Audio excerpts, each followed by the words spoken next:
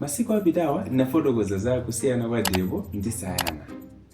Koma panabwera ma comments anthu kudandaula za ma side effects. So lero ndifuna ndifotokoze ma side effects amene wawa zina zimene mungamve, zimene mungakumane nazo ngati mukugwiritsa ntchito depo kapena sayana.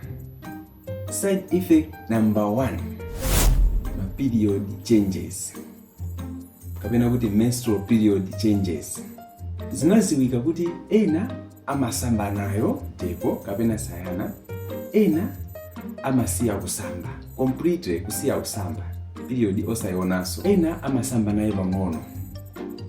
Ndiye kusambako sikuti aliyense amamva chimozimozi, anthu timasiyana matupi.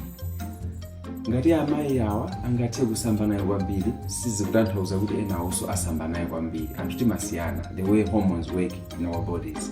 So the funny thing is, ena ake akasiya kusamba khawa imabwera, am I pregnant or what?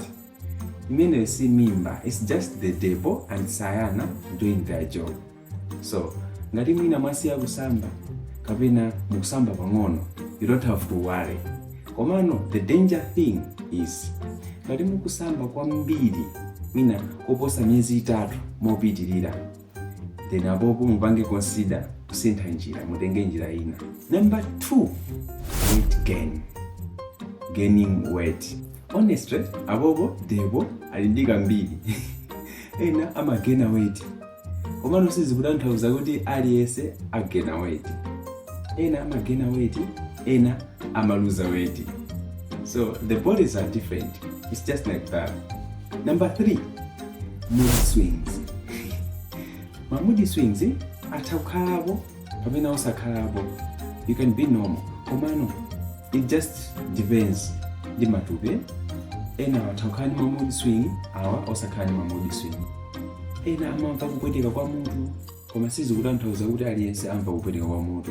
Number 4, fertility delay.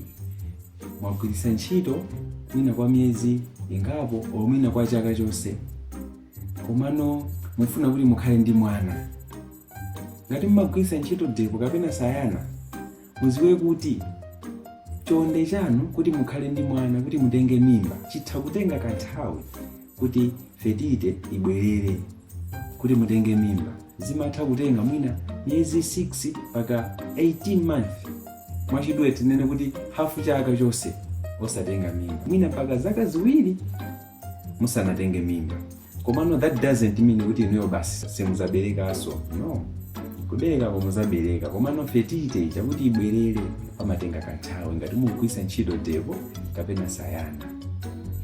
Ndiyeno chonde inuyo ngati mwaona ma side effects chonde musakanize anzanu kuti iwe usatenge zimenezo. Ine ndinamva nazo mutu kupweteka, iwe usatenge zimenezo. Ayi, asiyeni nawonso ayese aone kuti kodi thupi lawo lipanga adapt motani. Sayana ndi depo mene atagwirire ntchito matupi mwawo. Ziko mwambiri.